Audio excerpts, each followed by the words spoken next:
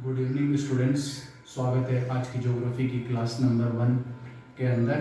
और आज से हम चैप्टर शुरू करने वाले हैं। चैप्टर नंबर 1 जो भी है डेवलपमेंट रिसोर्सेज, जिसका हिंदी में नाम है संसाधन और विकास। ठीक है, सबसे पहले हम हेडिंग लिखेंगे, फिर उसमें पॉइंट वाइज बातें करेंगे, फिर धीरे धीरे धीरे आगे बढ़ेंगे, उनके अंदर डिटेल से बातें करेंगे। ठीक है, आप पहले आ जाओ, फिर देखते हैं क्या होने वाला है। आ जाओ फटाफट से।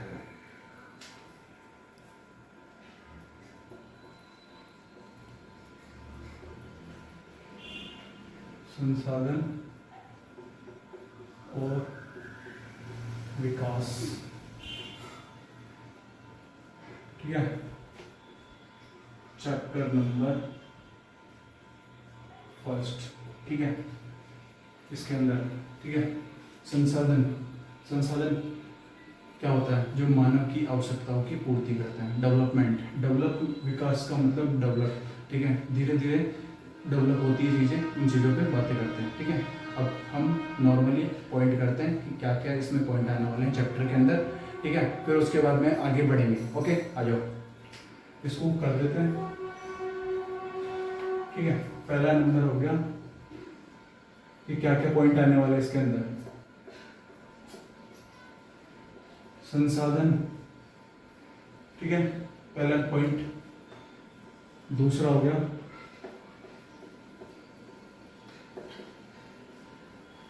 संसाधन का वर्गीकरण। ठीक है, फिर तीसरा पॉइंट हो गया संसाधन नियोजन। ठीक है, ठीक है, चौथा हो गया भू संसाधन। भू संसाधन मतलब भूमि के संसाधन। ठीक है, अब पांचवा पॉइंट भूमि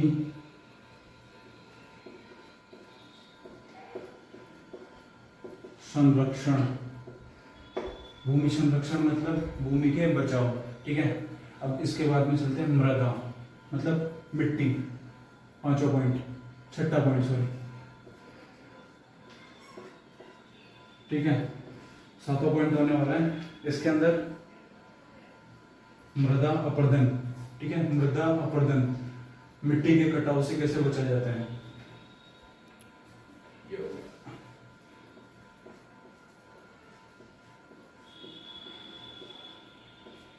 ठीक है, ये 7 पॉइंट हो गए। संसाधन, संसाधन का वर्गीकरण, संसाधन नियोजन, भू संसाधन, भूमि संरक्षण, मृदा और मृदा अपरदन। ठीक है, ये 7 पॉइंट होने वाले हैं जो चैप्टर 1 के अंदर हम आपको डिटेल से बताएंगे। ठीक है, अब आ जाओ हम आगे बढ़ते हैं। तो अभी जो हमने 7 पॉइंट लिखवाए थे उसी के अंदर सारी डिटेल से सभी चीजें बताई गई है। अभी मैं बोर्ड पे 1 बाय 1 हर टॉपिक को अच्छे से बताऊंगा। ठीक है, आप लोग देखना और अच्छे से पढ़ना, क्योंकि जब तक आप उसको देखोगे नहीं तब तक आपको उस अच्छे से पता नहीं लगेगा। ठीक है, तो चलो पॉइंट नोट करवाता हूँ एक एक। तो हम शुरू करते हैं, आ जाओ, है ना। क्या करने वाले हैं? पहला टॉपिक का नाम क्या था आप याद करो कि मैंने कौन सा लिखवाया था। मैंने लिखवाया था पहला संसाधन, जिसे बोलते हैं रिसोर्सेज। ठीक है, आ जाओ जल्दी से उस पर बात करते हैं। आ जाओ, पहला हो गया संसाधन। ठीक है, आप लोग सोचो संसाधन क्या होता है। ठीक है, उसके बाद में बात करेंगे कि संसाधन वो चीज होती है जो मानव की आवश्यकताओं की पूर्ति करता है। मतलब ऐसी वस्तुएं जिससे हमारी मतलब जरूरतों की पूर्ति हो जाए। ठीक है, तो इसकी डेफिनेशन भी हम एक आसान और एक साधारण भाषा के अंदर बताएंगे कि संसाधन किसे कहते हैं। तो संसाधन को हम नॉर्मली डिफाइन करते हुए डेफिनेशन लिखते हैं इसकी कि मानव की आवश्यकताओं, मानव की आवश्यकताओं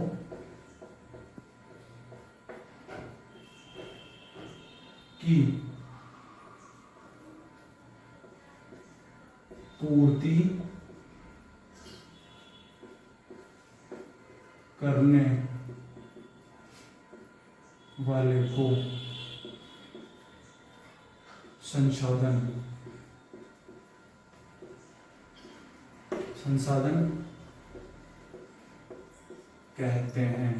ठीक है, क्या बोल रहा है? संसाधन मतलब रिसोर्सेस, मानव की आवश्यकताओं की पूर्ति करने वाले को संसाधन कहते हैं। ठीक है, अब इसको नॉर्मली लोग पहचान नहीं पाते, तो हम इसको एक उदाहरण के रूप में बताने वाले हैं। ठीक है, तो आप लोग सबसे पहले देख सकते हैं इसके अंदर एग्जाम्पल, उदाहरण।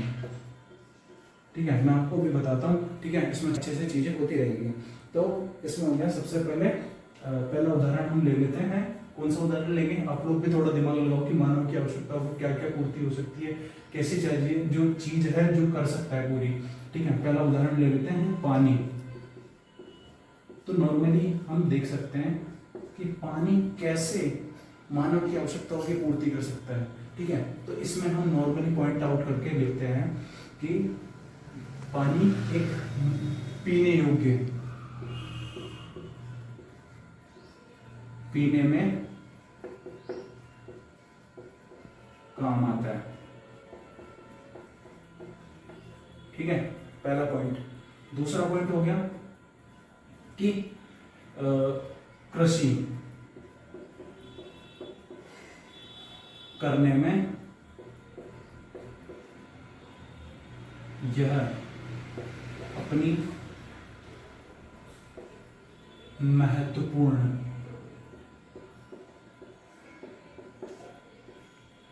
भूमिका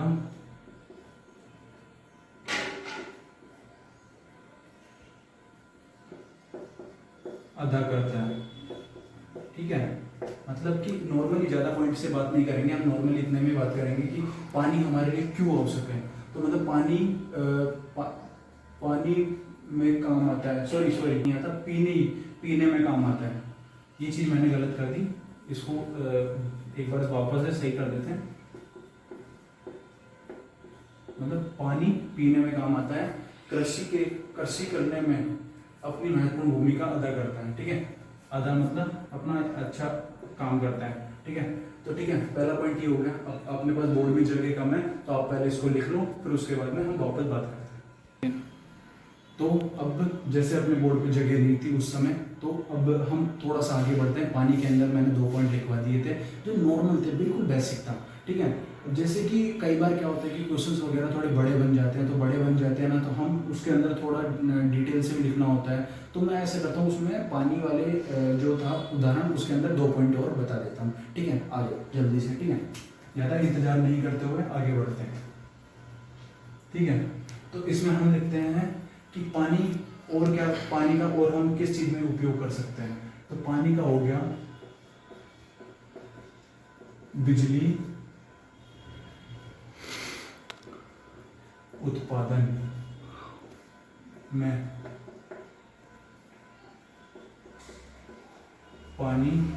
बिजली उत्पादन में पानी बहुत ज्यादा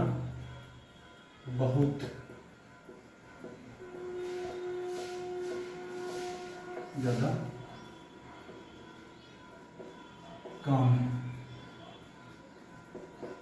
आता है। ठीक है, ठीक है। दूसरा पॉइंट मतलब कि जो हम बताने वाले थे वो था हमारा, मतलब कि बिजली उत्पादन में भी पानी का बहुत ज़्यादा उपयोग किया जा सकता है। और ठीक है, और तीसरा पॉइंट अब जो हमने लिख लिया है, अब चौथे पॉइंट पे बात करेंगे कि उद्योग मतलब फैक्ट्रियों के अंदर भी पानी बहुत ज़्यादा यूज़ किया जाता है। ठीक है, तो हम ज़्यादा बड़ा चढ़ा कर नहीं लिखेंगे, इसको छोटे में लिख देंगे क्योंकि समझ में आ जाएगा इतना। तो फैक्ट्रियों में भी काफी मात्रा में पानी का उपयोग किया जाता है। ठीक है, क्योंकि फैक्ट्रियों के अंदर इसलिए होता है क्योंकि किसी भी चीज को रिसाइकल करना हो गया, कपड़ों को धोकर या किसी को रंग में डालना हो गया, तो मतलब किसी भी चीज के लेके अपन इस चीज को नोट करा सकते हैं। ठीक है, अब इसके बाद में हम थोड़ा सा वापस से आगे बढ़ते हैं। अब पॉइंट नंबर इसको यहाँ पर रखते हुए आगे बढ़ते हैं। मृदा मतलब मिट्टी के अंदर बताते हैं एग्जाम्पल के लिए। फॉर एग्जाम्पल मैं दो ही एग्जाम्पल बताऊंगा इसके अंदर। पहला बता दे पानी, तो हमारा पहला पॉइंट कंप्लीट हो गया है। ठीक है, अब जैसे ही हम दूसरे पॉइंट पे जाएंगे, मिट्टी जिसे हम मृदा मृदा भी बोलते हैं, ठीक है। इसके अंदर एग्जाम्पल ही चल रहे हैं अभी हमारे, तो ठीक है, हम मिट्टी मृदा जिस पे बात है, हम बताते हैं कि हम कैसे कैसे बढ़ सकते हैं आगे, ठीक है। इसके अंदर मैं बताता हूँ कि मिट्टी किस किस काम में आ सकती है ना। तो मिट्टी के अंदर हम क्या कर सकते हैं कि फसल उगा सकते हैं,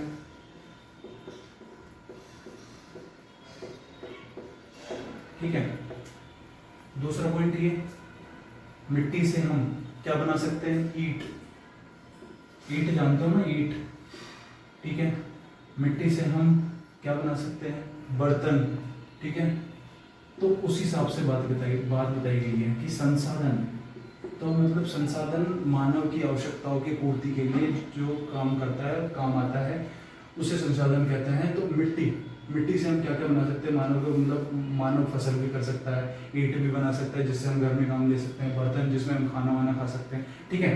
तो हम इस एग्जाम्पल्स को, मतलब एग्जाम्पल मेरे पास वैसे 4-5 है, और मैंने फिर आपको 2 के अंदर ही अच्छे से समझाने की कोशिश करी, ठीक है। अब बढ़ते हैं हम नेक्स्ट पॉइंट के ऊपर, जो है संसाधन का वर्गीकरण, ठीक है। तो हमने पहला पॉइंट बात कर लिया संसाधन, अब दूसरे पॉइंट पे जाएंगे, जल्दी से आ जाओ। संसाधन का वर्गीकरण, इसमें टॉपिक्स ज़्यादा हैं तो थोड़े अच्छे से बात करेंगे, है ना। आ जाओ। तो हम लिखते हैं यहाँ पे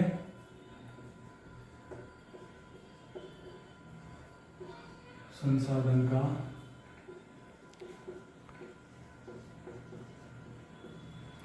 वर्गीकरण, ठीक है। इसमें पहला पॉइंट हो गया, इधर करते हैं, उत्पत्ति,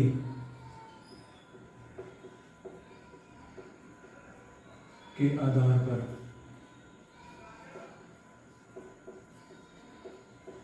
ठीक है। दूसरा पॉइंट हो गया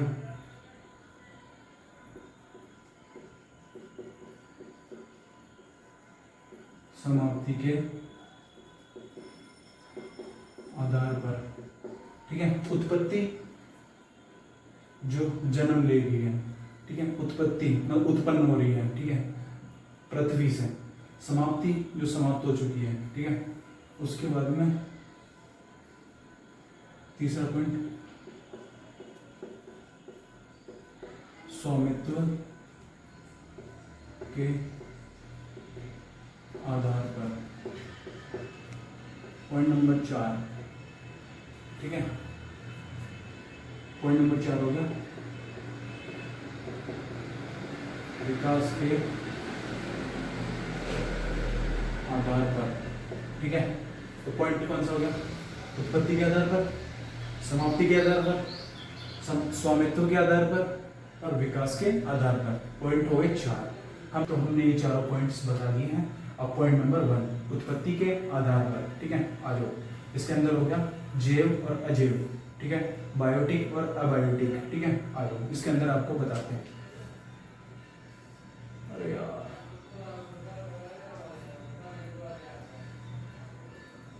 ठीक है, जैव और अजैव, ठीक है। जैव और अजैव हो गया, ठीक है। अब इसके अंदर हम चलते हैं, जो चीजें जीवित प्राप्त हो, इसमें क्या आएगा, जैव के अंदर क्या आएगा, जो चीजें जीवित प्राप्त हो, ठीक है, जो चीजें जीवित प्राप्त हो, तो जैव, ठीक है। इसमें लिख देते हैं हम नॉर्मली जैव करके, जैव जो चीजें जीवित प्राप्त हो, ठीक है, जो चीजें जीवित प्राप्त हो, जैसे कि पौधे, पशु, मछली, ठीक है, और वन। उदाहरण के लिए हम बता देते हैं आपको, उदाहरण में हो गया पौधे, मछली, पशु और वन, ये आ जाते हैं जैव के अंदर, ठीक है। जो चीजें जीवित प्राप्त हो, ठीक है। अब उसके बाद में चलते हैं अजैव। अजैव पॉइंट डाल लेते हैं, अजैव पॉइंट डाल लिया, इसके अंदर हो गया जिसे बोलते हैं अबायोटिक, ये हो गया बायोटिक, ये अबायोटिक। जिसमें निर्जीव, जिसमें क्या हो, जिसमें निर्जीव वस्तुएं प्राप्त हो, जिसमें क्या हो, जिसमें निर्जीव वस्तुएं प्राप्त हो। क्या बोला जा रहा है, एक बार आप दोबारा से बोलो, जिसमें निर्जीव वस्तुएं प्राप्त होती हो, ठीक है। इसमें लिख लेते हैं, जिसमें निर्जीव वस्तुएं प्राप्त होती है। अब निर्जीव वस्तुएं क्या क्या होती हैं, आप एक बार माइंड में सोचो कि निर्जीव वस्तुएं क्या क्या होती है। हम आपको उदाहरण के अंदर बताते रहेंगे, ठीक है। आप जल्दी से सोचते रहो, ठीक है। उसके बाद में हम चलते हैं, जैसे मैं आपको बताता हूँ, जल, मिट्टी, खनिज और चट्टानें, ठीक है। तो निर्जीव क्या क्या हो गया, जल, मिट्टी, खनिज और चट्टानें। तो मैं आपको उदाहरण के अंदर बता देता हूँ, ठीक है। अपने पॉइंट नोट करते जाओ, जल, मिट्टी, ठीक है। तो हमने लिखा जल, मिट्टी और चट्टानें, चट्टानें, खनिज, ठीक है। तो आराम से देख सकते हो कि जैव, यार जैव आराम से समझ में आता है, मतलब जैव और अजैव, बायोटिक है बायोटिक, ना समझ में आ रहा हो तो मान भी ले। इसमें क्या है, जैव मतलब जीवित, अजैव मतलब निर्जीव, मतलब कि निर्जीव चीजें आप आराम से जानते हो, जो मतलब सांस नहीं ले सकती, बोल नहीं सकती, चल नहीं सकती, ठीक है, वो निर्जीव चीजें हो जाती है, ठीक है। निर्जीव अजैव, इसमें होगी जो चीजें जीवित होती है वो जैव, जिसमें होगी पौधे, मछली, पशु, वन, ठीक है। जीवित अजैव, जिसमें निर्जीव वस्तुएं प्राप्त होती है, जैसे जल, मिट्टी, चट्टान और खनिज, ठीक है। जल हो गया, सांस नहीं ले सकता, मिट्टी होगी, सांस नहीं ले सकती, बोल नहीं सकती, चट्टानें हो गई, चट्टानें बोल नहीं सकती, हिल नहीं सकती। ये खनिज हो गया, जिसमें मिनरल वगैरह आ जाते हैं, जैसे कि कोयला वगैरह, मतलब बहुत सारी चीजें होती है जो मतलब सांस वास नहीं ले सकती, निर्जीव चीजों के बारे में बात हो रही है, ठीक है। चलो हम थोड़ा सा आगे बढ़ते हैं, आप लोग इसको नोट कर लो, मतलब आपको 20 सेकंड का टाइम है, फिर उसके बाद में हम आगे बढ़ते हैं, आ जाओ।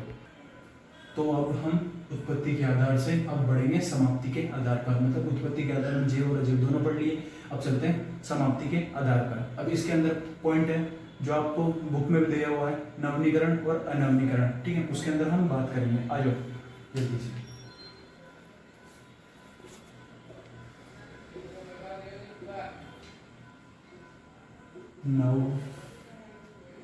नवीनीकरण और अनवीनीकरण, सॉरी नवीनीकरण, ठीक है, ठीक है। तो नवीनीकरण और अनवीनीकरण, ठीक है। तो ये दो पॉइंट होते हैं इसके अंदर, इसको थोड़ा अच्छे से देखो, ये होगा, इसको अच्छे से देखो, ठीक है। ये चलता रहता है, इसके बाद में हम इसकी डेफिनेशन होगी, मतलब नवीनीकरण और अनवीनीकरण दो पॉइंट लिख दिया हमने। अब इसके अंदर आपको इसकी डेफिनेशन बताते हैं, ठीक है। इसकी डेफिनेशन हो गई, जिन्हें बार बार प्राप्त किया जा सके, मतलब नवीनीकरण की डेफिनेशन जो हम आपको थोड़ा अच्छे से बता रहे हैं, मतलब जिन्हें बार बार प्राप्त किया जा सके। तो इसको हम ऐसे करके मतलब लिख देते हैं, जिन्हें बार बार प्राप्त किया जा सके। अब आप दिमाग लगाओ कि जिन्हें हम बार बार प्राप्त कर सकते हैं, ऐसी क्या चीज है जिसे हम बार बार प्राप्त कर सकते हैं, ठीक है। तो आप ये चीज देखो, ठीक है, उसमें थोड़ा अच्छे से काम हो जाएगी। जैसे कि नॉर्मली हम देखते हैं तो इसमें हो गया, नॉर्मली हम प्राप्त कर सकते हैं सौर ऊर्जा हो गई, पवन ऊर्जा हो गई, जल, जिसे हम बार बार प्राप्त कर सकते हैं। सौर ऊर्जा, पवन ऊर्जा और जल, 3 पॉइंट हो गए, ठीक है। तो हम इसको उदाहरण के रूप में यहाँ पे नोट करवा देते हैं, ठीक है। तो इसमें हम आपको बता देते हैं, ठीक है। लिखो पहला पॉइंट, पवन ऊर्जा, दूसरा सौर ऊर्जा, तीसरा जल। ठीक है, ये 3 पॉइंट हो गए, पवन ऊर्जा, सौर ऊर्जा और जल। ठीक है, ये तीन होते हैं जिन्हें हम बार बार प्राप्त कर सकते हैं। ठीक है, अब हम बात करेंगे अनवनीकरण में। ठीक है, आ जाओ उस पर चलते हैं। मैं इसको मतलब कि आप पहले वीडियो को पॉज करके आप इसको लिख लो, फिर उसके बाद में आगे बढ़ते हैं। हमने नवनीकरण पढ़ लिया, अब हम पढ़ेंगे अनवनीकरण। ठीक है, जो हम मतलब डेफिनेशन के साथ और एग्जाम्पल के साथ आपको आराम से बताएंगे वो चीज़ें। ठीक है, तो हम पहले इसको लिख लेते हैं इधर, जैसे ये इतना दूर है तो इसको लिख लेते हैं पहले अनवनीकरण। अनवनीकरण, ठीक है, इसके अंदर जो इसके बारे में हम थोड़ा अच्छे से बात करेंगे। ठीक है, आप देखते जाओ। ठीक है, फिर चलते हैं। जो एक बार समाप्त हो जाए तो, ठीक है, इसकी डेफिनेशन क्या होने वाली है? जो एक बार समाप्त हो जाए, जो एक बार समाप्त हो जाए, ठीक है, तो उसे दोबारा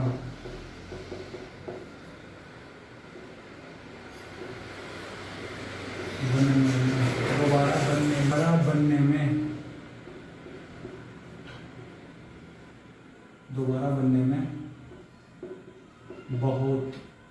बहुत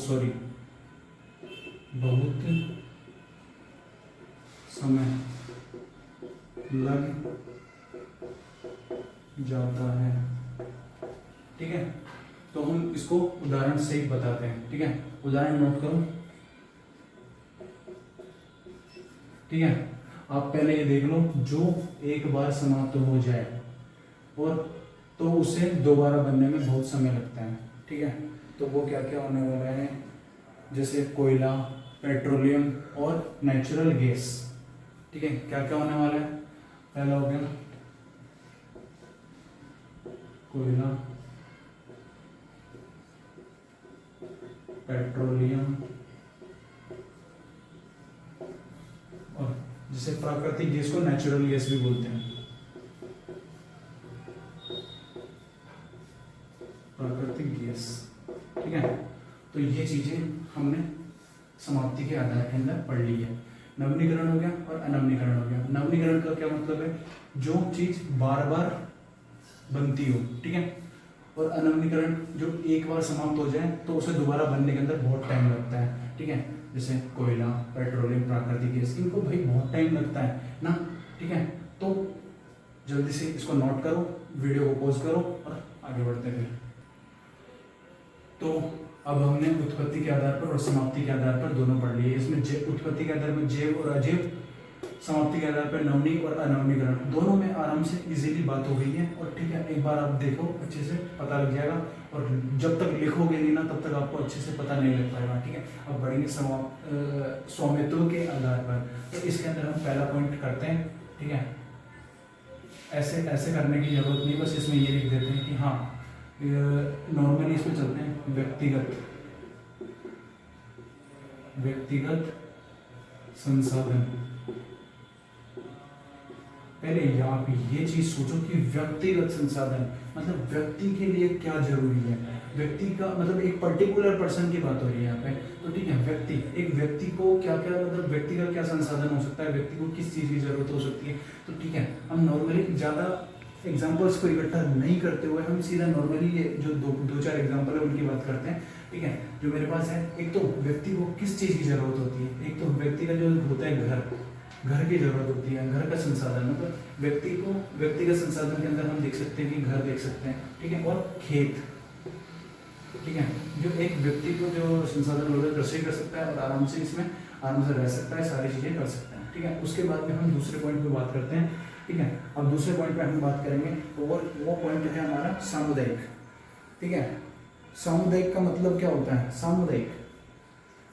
सामुदायिक का मतलब होता है समूह मतलब समूह के लिए, जैसे अभी मान लो गांव के अंदर कोई भी चीज़ बनी हुई है या शहर के अंदर कोई भी चीज़ बनी हुई है, जैसे एक फेमस जगह हो गई या गांव के अंदर एक पंचायत हो गई, तो पंचायत को एक पर्टिकुलर जगह बता दिया गया ना भाई कि हाँ पंचायत के अंदर कोई भी चीज़ की प्रॉब्लम होगी तो आपको वहाँ पे पूछना पड़ेगा, ठीक है। तो उसी हिसाब से सामुदायिक कार्य के लिए जो चीज़ होती है सामुदायिक, समाज के लिए जो जोड़ी जाती है, तो ठीक है sorry sorry sorry sorry sorry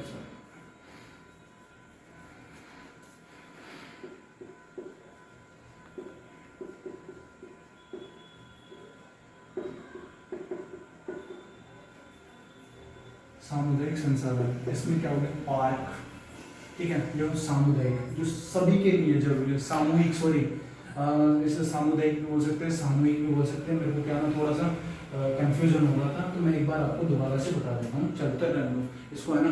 तो हम इसको एक बार थोड़ा सा रफ कर देते हैं। ये सामुदायिक नहीं है, सामुदायिक नहीं, ये हो गया सामूहिक, समूह पहले सही लिखा था पर थोड़ा सा हो गया, ठीक है, सामूहिक, ठीक है, सामूहिक संसाधन। इसके अंदर देखते हैं तो हमारा हो गया सामूहिक मतलब समूह के लिए, मतलब जो एक साथ जाके बैठ सकते हैं, जैसे पार्क हो गया, ठीक है। इसके अंदर अब बात करते हैं तीसरे पॉइंट पे, जो हो गया नॉर्मली आप देख सकते हो कि जैसे पहला हो गया व्यक्तिगत संसाधन, दूसरा हो गया सामूहिक संसाधन, ठीक है।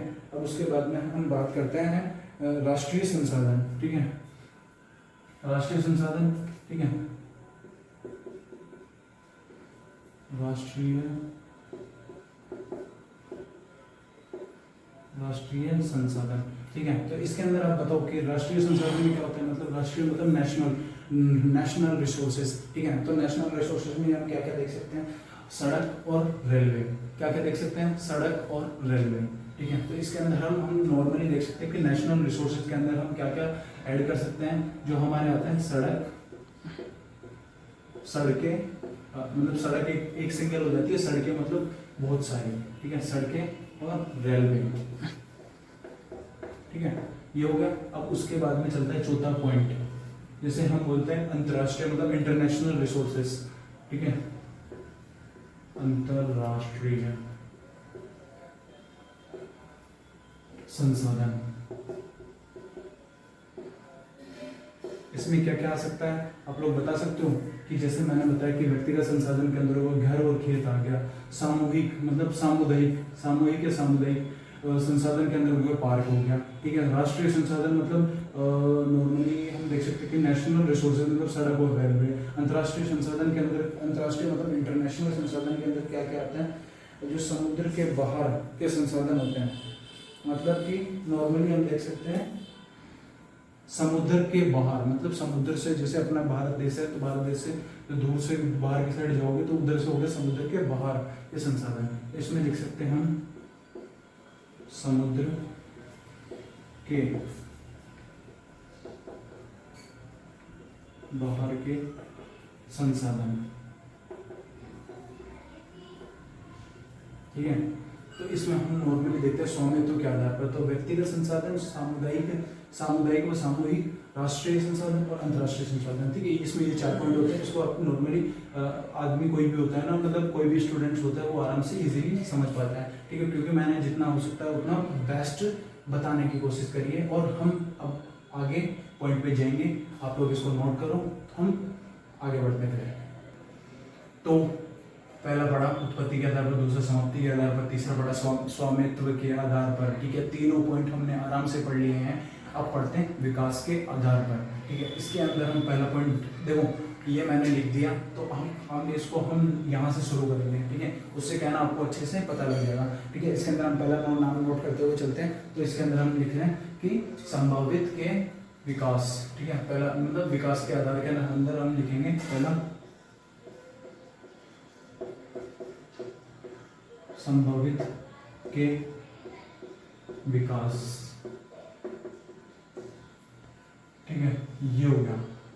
इसके अंदर हम नॉर्मली नोट कर सकते हैं भविष्य में, इसमें क्या नोट करेंगे कि भविष्य में उपयोग आने वाली चीजों के लिए, ठीक है।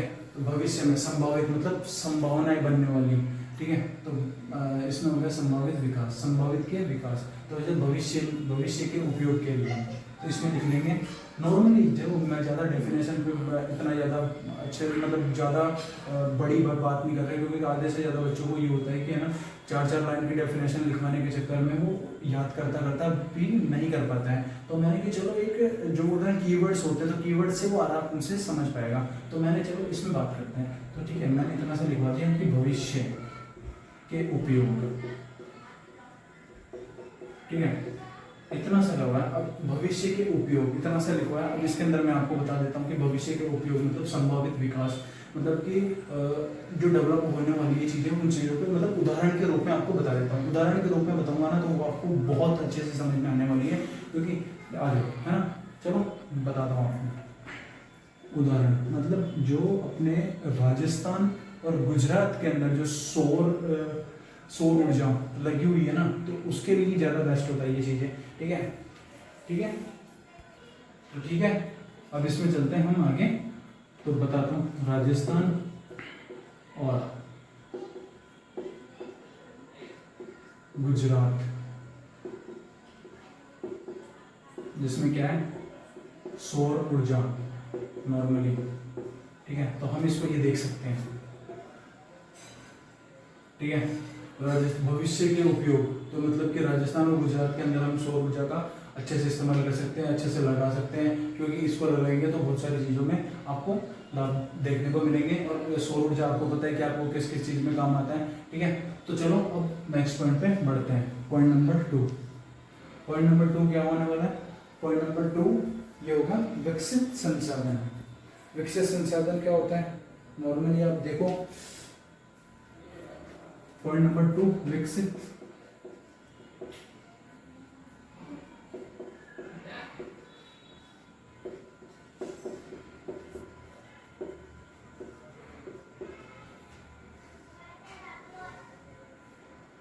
विकसित संसाधन क्या होता है बताओ? विकसित संसाधन क्या होता है? आप लोग थोड़ा सोचो, क्योंकि ये चीज जब तक आप सोचोगे नहीं तब तक आपको चीजें अच्छे से रिकॉल नहीं होगी, ठीक है। ठीक है,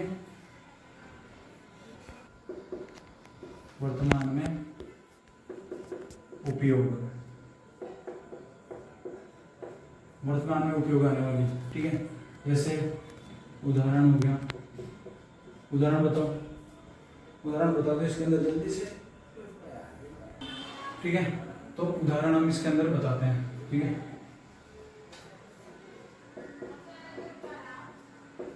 खदानों से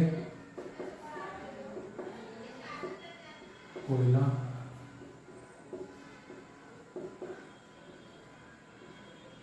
निकालना, ठीक है। विकसित संसाधन में हो गया वर्तमान में उपयोग, जो खदानों से कोयला निकालना, मतलब खदानों से कोयला निकालोगे तो जो विकसित डेवलपमेंट रिसोर्सेज के बारे में बताया गया वो ये खदानों से कोयला, खदानों से कोयला निकालना, ठीक है। चलो आप लोग इसको लिख लो, फिर उसके बाद में आगे बढ़ते हैं। तो हमने विकास के आधार पर 2 पॉइंट पढ़ चुके हैं, तीसरा पॉइंट पढ़ेंगे संचय, चौथा पढ़ेंगे भंडार, ठीक है। तो हमने संचय पढ़ना है, तो ठीक है हम पढ़ते हैं ऐसे संसाधन जिनका उपयोग वर्तमान में तकनीक से किया जा सकता है। किससे? तकनीक से किया जा सकता है, लेकिन उन्हें भविष्य के लिए बचा कर रखा है। क्या है वो चीजें? संरक्षित क्षेत्र, ठीक है। संरक्षित क्षेत्र मतलब पेड़ पौधों को बचाना, ठीक है। बांध का जमा जल, मतलब इकट्ठा किसी चीज को, मतलब पानी को इकट्ठा कर रहे हैं, बांधों का जमा जल। संरक्षित वन, जंगलों को बचाना, ठीक है। उसके बाद में हम चौथे पॉइंट के ऊपर बात करते हैं, ऐसा संसाधन जो मौजूद है लेकिन वर्तमान तकनीक की कमी के कारण उनका उपयोग नहीं किया जा सकता। मतलब ऐसे संसाधन जो मौजूद तो है लेकिन वर्तमान में तकनीक की कमी के कारण उनका उपयोग नहीं किया जा सकता। जैसे पानी में मौजूद हाइड्रोजन, ठीक है, पानी में मौजूद हाइड्रोजन। मतलब तकनीकें तो हमारे पास तकनीकें तो नहीं है, तकनीकें होती तो हम और अच्छे से काम कर पाते हैं। जैसे पानी के अंदर मौजूद हाइड्रोजन है, हाइड्रोजन है तो पर हम उसे निकाल नहीं सकते बाहर। ठीक है, चलो अब आगे बढ़ते हैं। आज के हमने उत्पत्ति के आधार पर, समाप्ति के आधार पर, स्वामित्व के आधार पर, विकास के आधार पर हमने सभी डिटेल से बात कर ली है। अब जो बढ़ेंगे वो है संसाधन नियोजन।